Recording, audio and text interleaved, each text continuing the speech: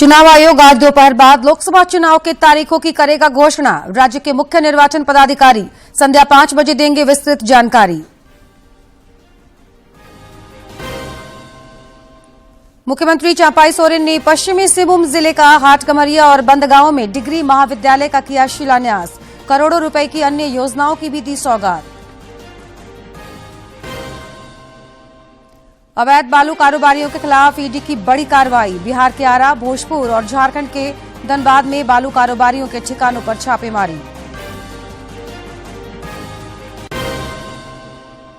और राज्य में आज से एक बार फिर बदलेगा मौसम का मिजाज। 21 मार्च तक राज्य के कई इलाकों में वज्रपात के साथ बारिश की संभावना।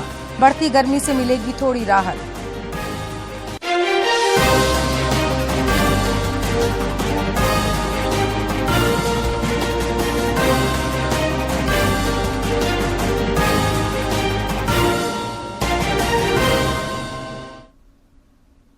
नमस्कार, खबरें झारखंड में आपका स्वागत है। मैं हूं जयलक्ष्मी और अब समाचार विस्तार से।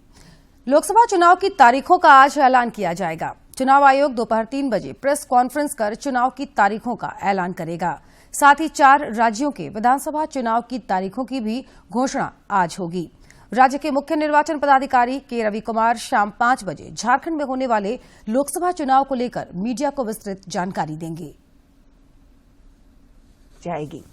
साल 2019 में लोकसभा चुनाव कार्यक्रम की घोषणा 10 मार्च को हुई थी और चुनाव अप्रैल और मई में 7 चरणों में संपन्न हुए थे।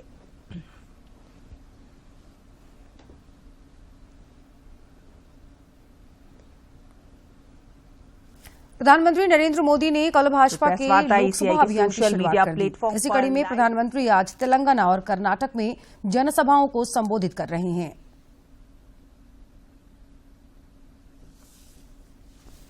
मोदी की गारंटी।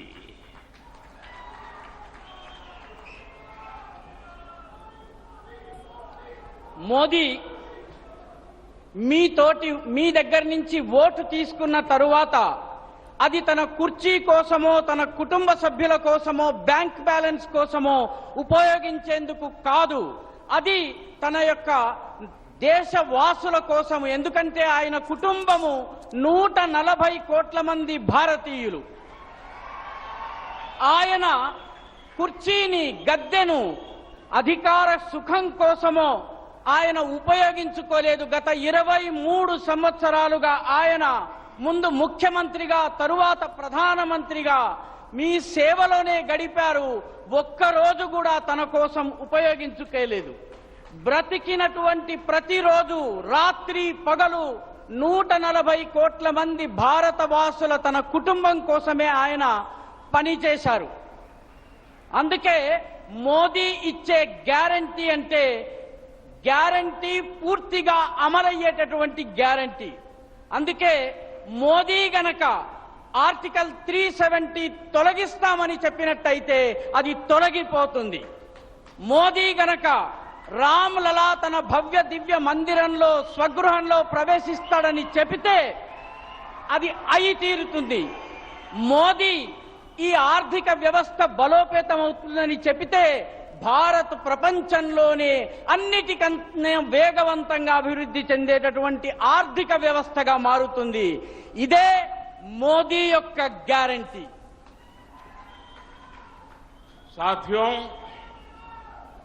हमारी सरकार की योजनाओं का लाभ तेलंगाना के जन जन तक पहुंचे, इसके लिए हमने दिन रात काम किया है। हमने तेलंगाना के गरीबों के लिए 1 करोड़ बैंक अकाउंट खोले हैं। ये मैं पूरे देश की बात नहीं बता रहा हूं, ये मैं हमारे तेलंगाना की बात बता रहा हूं।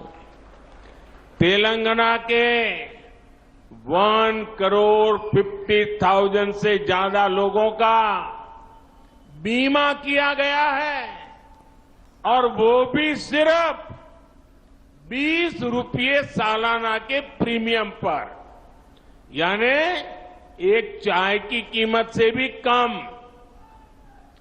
तेलंगाना के 67 लाख से ज्यादा छोटे उद्यमियों को मुद्रा लोन का लाभ मिला है। तेलंगाना के 80 लाख से ज्यादा लोगों को आयुष्मान भारत योजना के तहत हेल्थ इंश्योरेंस का लाभ मिला है। यहां के परिश्रमी मादिगा समुदाय को सशक्त बनाने के प्रयास भी हमने शुरू किए हैं। ये प्रयास जारी रहेंगे और ये भी मोदी की गारंटी है। మా ప్రభుత్వం యొక్క ప్రణాళికలను प्रधानमंत्री नरेंद्र मोदी ने देशवासियों के नाम एक पत्र लिखकर उनसे विकसित भारत को कार्यरूप देने के लिए सुझाव मांगा है। उन्होंने कहा कि पिछले 10 वर्षों के दौरान देश ने ऊंची छलांगें लगाई हैं और जबरदस्त आर्थिक प्रगति देखी है। आपका और हमारा साथ अब एक दशक पूरा करने जा रहा है। मेरे 140 करोड़ परिवारजनों के साथ विश्वास, सहयोग और समर्थन से जुड़ा ये मजबूत रिश्ता मेरे लिए कितना विशेष है, इसे शब्दों में व्यक्त कर पाना कठिन है।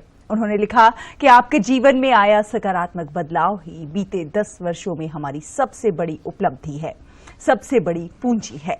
अपनी हर नीति, हर निर्णय के जरिए गरीबों, किसानों, युवाओं और महिलाओं के जीवन स्तर को सुधारने और उन्हें सशक्त बनाने के लिए कृत संकल्पित सरकार ने जो ईमानदार प्रयास किए हैं, उनके सार्थक परिणाम हमारे सामने हैं। प्रधानमंत्री ने लिखा कि प्रधानमंत्री आवास योजना के जरिए पक्के मकान, सभी के लिए बिजली, पानी, गैस और समुचित व्यवस्था, आयुष्मान भारत योजना के जरिए इलाज की व्यवस्था, किसान भाई बहनों को आर्थिक मदद, मातृ वंदना योजना के जरिए माताओं और बहनों को सहायता जैसे अनेक प्रयास सिर्फ और सिर्फ इसलिए फलीभूत हो पाए हैं क्योंकि आपका भरोसा, आपका विश्वास हमारे साथ था। विकास और विरासत को साथ लेकर आगे बढ़ते भारत ने बीते एक दशक में जहां बुनियादी ढांचों का अभूतपूर्व निर्माण देखा, तो वहीं हमें अपनी समृद्ध सांस्कृतिक एवं राष्ट्रीय धरोहरों के पुनरुत्थान का साक्षी बनने का गौरव भी प्राप्त हुआ। अपनी समृद्ध संस्कृति और परंपरा को सहेज कर आगे बढ़ते देश पर आज हर देशवासी को गर्व है। प्रधानमंत्री नरेंद्र मोदी ने लिखा कि आपके विश्वास और समर्थन से ही जीएसटी लागू करना, अनुच्छेद 370 को हटाने, 3 तलाक पर नया कानून, संसद में महिलाओं के लिए नारी शक्ति वंदन अधिनियम, नए संसद भवन का निर्माण, आतंकवाद और नक्सलवाद पर कठोर प्रहार जैसे अनेक ऐतिहासिक और बड़े फैसले लेने से हम चूके नहीं। लोकतंत्र की खूबसूरती जन भागीदारी और जन सहयोग में है। देश हित के लिए बड़े फैसले लेने, बड़ी योजनाएं बनाने और उन्हें सुचारू रूप से लागू कर पाने की शक्ति और ऊर्जा मुझे आपके विश्वास और सहयोग से ही प्राप्त होती रही है। विकसित भारत के निर्माण के जिस संकल्प के साथ देश आगे बढ़ रहा है, उसकी पूर्ति में मुझे आपके विचारों, सुझावों, साथ और सहयोग की आवश्यकता है। मुझे विश्वास है कि आपका आशीर्वाद और समर्थन हमें निरंतर मिलता रहेगा। राष्ट्र निर्माण के लिए प्रधानमंत्री नरेंद्र मोदी ने आज मेरा भारत मेरा परिवार कैंपेन का थीम सॉन्ग लॉन्च किया। प्रधानमंत्री ने सोशल मीडिया प्लेटफॉर्म एक्स पर वीडियो पोस्ट कर इस गीत को लॉन्च किया।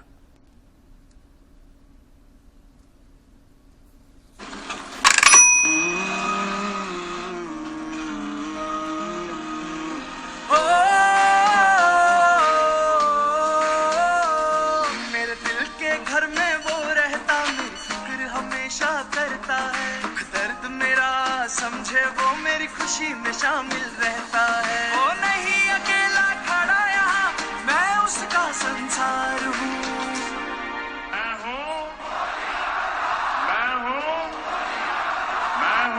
मैं मोदी का परिवार हूँ, मैं मोदी का परिवार हूँ, मैं मोदी का परिवार हूँ, मैं मोदी का परिवार हूँ।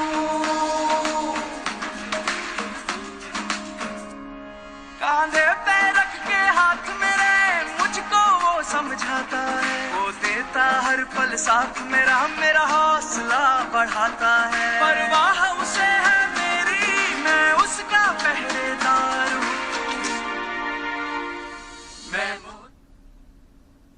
मुख्यमंत्री चंपाई सोरेन ने आज पश्चिमी सिंहभूम जिले के हाटगम्हरिया और बंदगांव में डिग्री महाविद्यालय का शिलान्यास किया। इस दौरान श्री सोरेन ने 338 करोड़ रुपए की लागत वाली कई योजनाओं का शिलान्यास और उद्घाटन भी किया। साथ ही उन्होंने यहां फूलो जानो आशीर्वाद योजना के लाभार्थियों को सम्मान पत्र भी वितरित किया।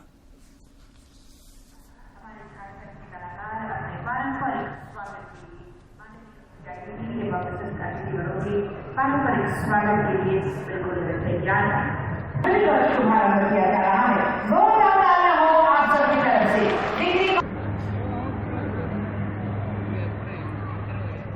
इसलिए इस शिक्षा जितना ही हम लोग बढ़ाएगा, हर परिवार में यदि हम लोग शिक्षा का दिया जला देंगे, एक दिन झारखंड में एक दिन विकास को राह बढ़ेंगे। मुख्यमंत्री श्री चंपाई सोरेन से कल पूर्वी सिंहभूम में आयोजित एक कार्यक्रम में पेंशनधारी लाभुक महिलाओं ने मुलाकात की। इस दौरान महिलाओं ने राज्य सरकार द्वारा सर्वजन पेंशन योजना के अंतर्गत सभी वर्ग समुदाय की महिलाओं को 50 वर्ष तक, अनुसूचित जाति एवं अनुसूचित जनजाति वर्ग के पुरुष को 50 वर्ष के उम्र से पेंशन दिए जाने के निर्णय को लेकर मुख्यमंत्री का आभार जताया। पूर्व मुख्यमंत्री और भारतीय जनता पार्टी के प्रदेश अध्यक्ष बाबूलाल मरांडी ने दुमका परिसदन में पत्रकार वार्ता में कहा कि लोकसभा चुनाव में भाजपा राज्य की सभी 14 सीटें जीतेगी। उन्होंने राज्य की वर्तमान चंपाई सोरेन सरकार पर भी जमकर हमला बोला। दुमका में प्रेस कॉन्फ्रेंस कर भाजपा प्रदेश अध्यक्ष बाबूलाल मरांडी ने राज्य सरकार पर जमकर हमला बोला। उन्होंने कहा कि चंपाई सोरेन की सरकार हेमंत सरकार की ही तर्ज पर काम कर रही है। श्री मरांडी ने कहा कि सरकार में भ्रष्टाचार चरम पर है, राज्य में अराजकता फैली हुई है और ट्रांसफर पोस्टिंग का खेल जारी है। तो आज झारखंड की जो हालत है वो किसी से छुपा हुआ नहीं है। पहले हेमंत सोरेन की सरकार थी, इस समय चंपाई सोरेन के नेतृत्व में सरकार चल रही है, लेकिन कामकाज में कोई परिवर्तन नहीं आया है। रंग ढंग वही है काम करने की। पहले भी ट्रांसफर पोस्टिंगों में अफसरों से पैसा लिया जाता था, नदी के बालू को भी बेचा जा रहा था, यूं ही ऐसे ही कोयला है, पत्थर है, लोहा है, यहां तक कि जमीन के भी जो धंधा है पूरे प्रदेश में जोर शोर से है। बाबूलाल मरांडी ने कांग्रेस विधायक अंबा प्रसाद द्वारा भाजपा की बात नहीं मानने पर अपने खिलाफ ईडी के इस्तेमाल के आरोपों का पलटवार करते हुए कहा कि उन्हें यह बताना चाहिए कि उनसे भाजपा के किस नेता ने और कब संपर्क किया। अगर अंबा के पास कोई कॉल डिटेल या साक्ष्य हो तो वह दिखाएं। श्री मरांडी ने केंद्रीय एजेंसियों के दुरुपयोग के आरोपों का खंडन करते हुए कहा कि शिबू सोरेन और लालू प्रसाद भी जेल गए, तब केंद्र में भाजपा नहीं यूपीए की सरकार थी। नाम तो बतावे ना, कौन उनको ऑफर दिया था, कब मिले थे, या टेलीफोन से भी किससे बात हुआ, तो बताना चाहिए ना। प्रदेश अध्यक्ष तो आपके सामने बैठा हुआ है, तो मेरी तो कोई बातें नहीं हुई। अगर किसी भी नेता ने उनसे बात किया हो कोई केंद्र से तो बताना चाहिए, मोबाइल नंबर जारी कर देना चाहिए, या उनको बुला करके भाई ऐसी अगर ईडी ने छापा मारा, उनकी काली करतूत जनता के सामने ना आवे तो राजनीतिक स्टंट मार दिया कि भाई हमको इसलिए। तो हम तो कह रहे हैं, बीजेपी कह रही है, हमारे तो महामंत्री ने प्रेस कॉन्फ्रेंस करके कहा कि भाई उनको बताना चाहिए ना। कोई मिले होंगे नेता तो नाम बताओ कि अमुक तारीख को अमुक नेता हमसे मिले थे और ये कहे थे। दुमका विधायक बसंत सोरेन द्वारा राज्य में किसी भी सीट से चुनाव जीतकर दिखाने की चुनौती का जवाब देते हुए बाबूलाल मरांडी ने कहा कि बसंत सोरेन को समझना चाहिए कि उनकी मां रूपी सोरेन, उनके पिता शिबू सोरेन, बड़े भाई दुर्गा सोरेन और दूसरे भाई हेमंत सोरेन को भाजपा लोकसभा से लेकर विधानसभा तक के चुनाव में शिकस्त दे चुकी है। लड़ने की चर्चा हो रही है, कितना मजबूत प्रतिद्वंदी साबित होंगे आपके लिए? अरे हमारे लिए क्या, मैं तो बताया ना भाई, दुमका की जनता ने उनके बाबूजी को भी हराया है, दुमका की जनता ने उनके मां को भी हराया है, दुमका की जनता ने दुर्गा सोरेन, हेमंत सोरेन को भी विधानसभा पहुंचने नहीं दिया है 2005 में, और अभी भी उनके बाबूजी को दुमका की जनता ने हराया है, जो सुनील जी अभियंती है। तो इसीलिए कौन लड़ता है उनका ये विषय है, ये हमारा विषय नहीं है। बाबूलाल मरांडी ने विपक्ष पर सीएए के मुद्दे पर देश को गुमराह करने का आरोप लगाया और कहा कि यह नागरिकता का अधिकार देने का कानून है, नागरिकता छीनने का नहीं। दुमका से आर के नीरद की रिपोर्ट। भारतीय रेल ने वित्त वर्ष 2022-23 में 1512 मिलियन टन की अब तक की सबसे अच्छी माल ढुलाई की थी। इस वित्तीय वर्ष 2023-24 के दौरान भारतीय रेलवे का कुल राजस्व अब तक 2.40 लाख करोड़ रुपए है और तोड़ 2.4 लाख करोड़ रुपए का राजस्व अर्जित किया है। रेलवे ने वित्तीय वर्ष 2023-24 में 15 मार्च तक गत वर्ष की समान अवधि के 2.23 लाख करोड़ रुपए के राजस्व के मुकाबले 17,000 करोड़ रुपए से अधिक कमाए हैं। वित्तीय वर्ष 2023-24 में की अवधि में रेलवे का कुल खर्च 2.26 लाख करोड़ रहा।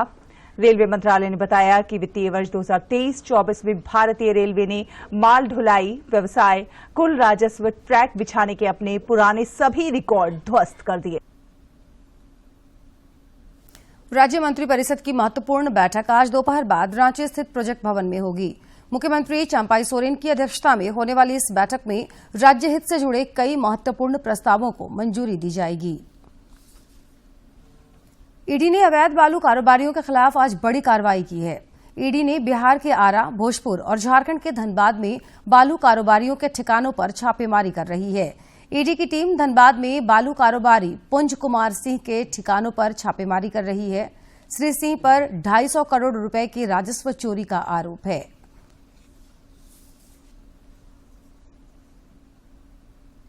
भारतीय प्रशासनिक सेवा के सेवानिवृत्त अधिकारी नवनीत कुमार सहगल को प्रसार भारती बोर्ड का नया अध्यक्ष बनाया गया है।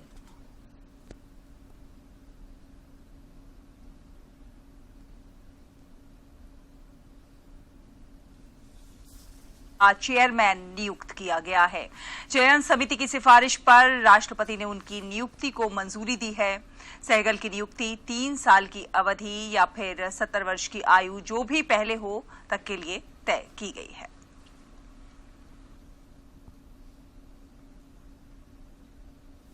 खूंटी पुलिस ने लूटकांड सहित अवैध अफीम की खेती से जुड़े 6 अपराधियों को गिरफ्तार किया है। पुलिस उपाधीक्षक वरुण कुमार रजक ने बताया कि पुलिस ने अड़की एवं साइको इलाके से लगभग 1.5 किलो अवैध अफीम के साथ 3 तस्करों को गिरफ्तार किया है।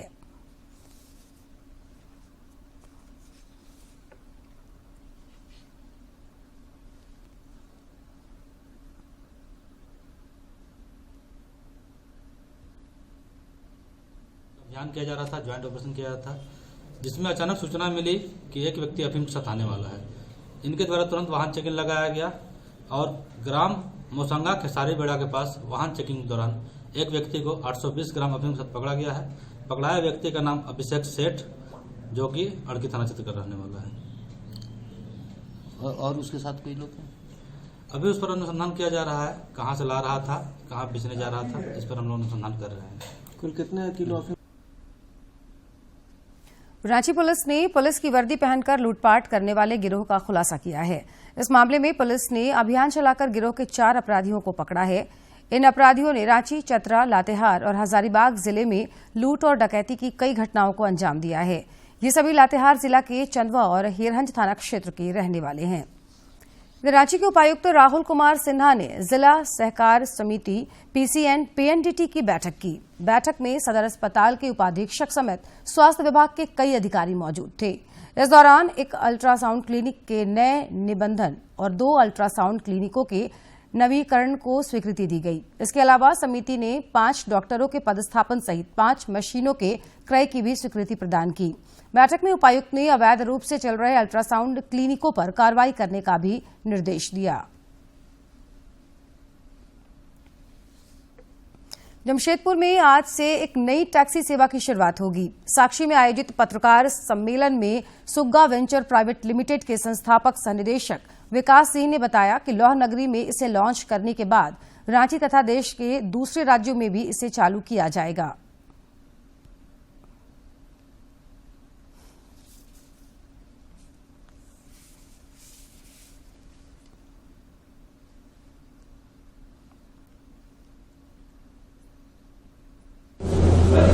सुग्गा अभी आज के दिन में जितने भी टैक्सी ऑपरेटर्स हैं उनमें ट्रांसपेरेंसी नहीं है।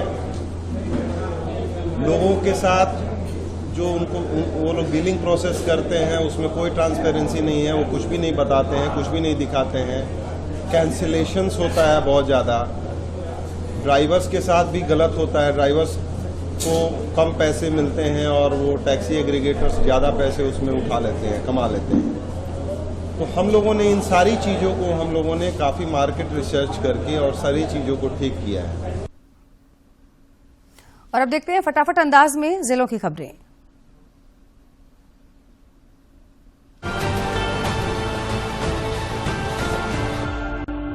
झामुमो के बोरिया विधायक लोबिन हेम्ब्रम ने कहा कि उनके बारे में झारखंड पार्टी से चुनाव लड़ने की खबर प्रकाशित हुई है, जो बेबुनियाद है। उन्होंने कहा कि वे झामुमो से अलग नहीं हैं और किसी दूसरी राजनीतिक पार्टी से राजमहल लोकसभा सीट से चुनाव लड़ने की बात बेबुनियाद है। खूंटी के उपायुक्त लोकेश मिश्रा की अध्यक्षता में जिला खनन टास्क फोर्स की बैठक आयोजित हुई। बैठक में पिछले 1 महीने के दौरान अवैध खनन की रोकथाम की दिशा में संबंधित अधिकारियों द्वारा की गई कार्रवाई की समीक्षा की गई। साथ ही अधिकारियों को आवश्यक दिशा निर्देश दिए गए। साहिबगंज जिले के रंगा थाना क्षेत्र में लूट की घटना को अंजाम दिया गया। बताया जाता है कि बाइक पर सवार 8 से 9 लोग एक घर से 2 लाख रुपए नगद और 4 से 5 लाख रुपए के आभूषण लूट लिए। जाते समय लुटेरे घर में लगे सीसीटीवी का डीवीआर भी ले गए। फिल्म अभिनेता मुकेश खन्ना के रांची पहुंचने पर एयरपोर्ट पर स्वागत किया गया। मुकेश खन्ना को महाभारत में भीष्म पितामह, शक्तिमान जैसे किरदारों ने लोगों में अलग पहचान दिलाई है। इस दौरान मुकेश खन्ना ने कहा कि झारखंड में फिल्म निर्माण और उसके लिए संभावित लोकेशन की तलाश में आए हैं। भ्रष्टाचार निगरानी ब्यूरो के रांची स्थित मुख्यालय में रक्तदान शिविर का आयोजन किया गया। इसमें डीजी अनुराग गुप्ता, डीआईजी शैलेंद्र प्रसाद वर्णवाल, एसपी अंजनी कुमार झा सहित कई पदाधिकारी और पुलिसकर्मियों ने रक्तदान किया। खूंटी जिले के मारंगहादा थाना क्षेत्र में एक व्यवसायी से हथियार की नोक पर 3,30,000 रुपए की लूट मामले में शामिल 3 अपराधियों को पुलिस ने गिरफ्तार कर लिया। पुलिस ने गिरफ्तार अपराधियों के पास से लूट के नगद 80,000 रुपए, लूट में प्रयुक्त एक देसी कट्टा, 2 मोटरसाइकिल और 4 मोबाइल बरामद किया है। जमशेदपुर ग्रामीण पुलिस ने चोरी की बाइक को मॉडिफाइड कर बेचने वाले गिरोह का खुलासा किया है। पुलिस ने चोरी की 12 बाइक के साथ गिरोह के एक सदस्य को गिरफ्तार किया है। वह कोवाली के बड़ा आमदा का रहने वाला है। चक्रधरपुर रेल मंडल के सोनवा रेलवे स्टेशन में कोरोना काल के बाद से बंद पड़े इस्पात और साउथ बिहार एक्सप्रेस का ठहराव पुनः प्रारंभ हुआ। इसे लेकर सोनवा रेलवे स्टेशन पर कार्यक्रम का आयोजन किया गया। धनबाद के वासेपुर जाने वाली सड़क के समीप एक टोटो वाहन यात्रियों सहित 15 फीट गहरे नाले में जा गिरा।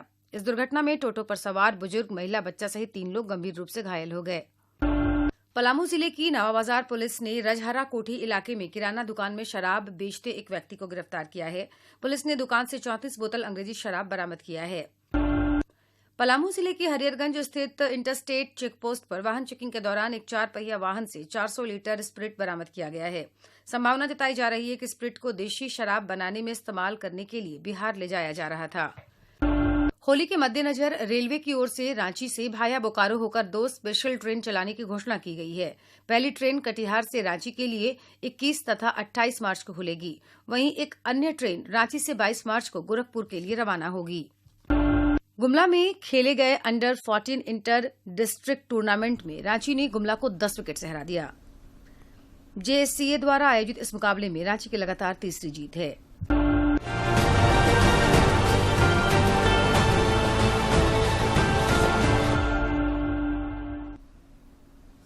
और अब बात करेंगे मौसम की। राज्य में आज से एक बार फिर मौसम का मिजाज बदलेगा। मौसम विज्ञान केंद्र रांची ने अपने पूर्वानुमान में बताया कि कल से 21 मार्च तक राज्य के कई इलाकों में वज्रपात के साथ बारिश की संभावना है।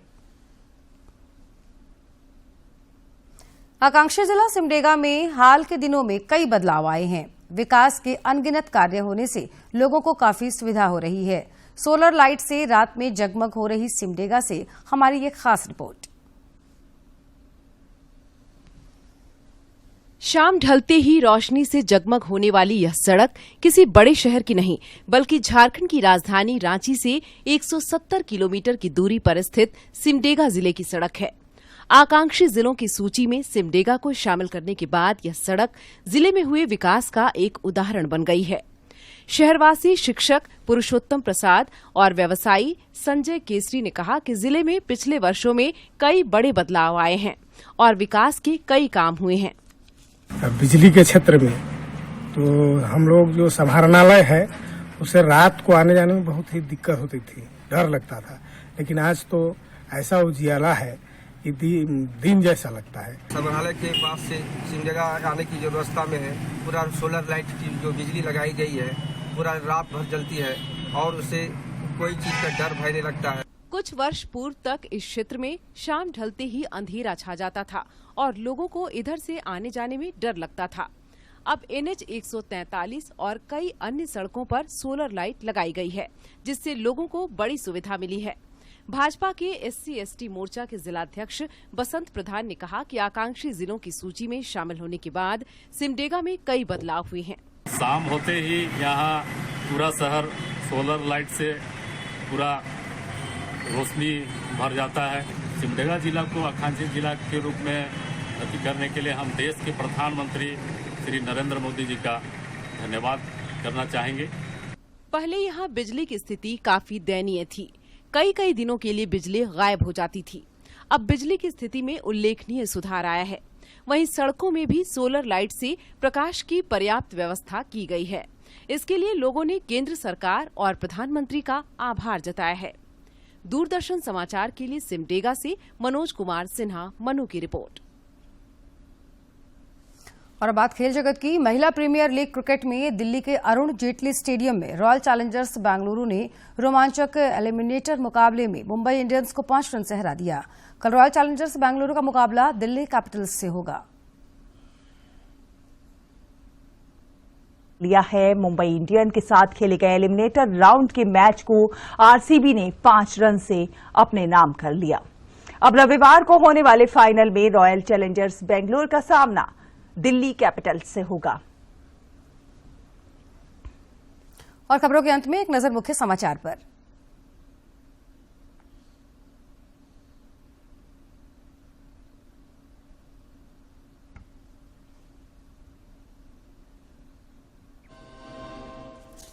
चुनाव आयोग आज दोपहर बाद लोकसभा चुनाव की तारीखों की करेगा घोषणा। राज्य के मुख्य निर्वाचन पदाधिकारी संध्या 5 बजे देंगे विस्तृत जानकारी। मुख्यमंत्री चंपाई सोरेन ने पश्चिमी सिंहभूम जिले के हाटकमरिया और बंदगांव में डिग्री महाविद्यालय का किया शिलान्यास। करोड़ों रुपए की अन्य योजनाओं की भी दी सौगात। अवैध बालू कारोबारियों के खिलाफ ईडी की बड़ी कार्रवाई। बिहार के आरा, भोजपुर और झारखंड के धनबाद में बालू कारोबारियों के ठिकानों पर छापेमारी।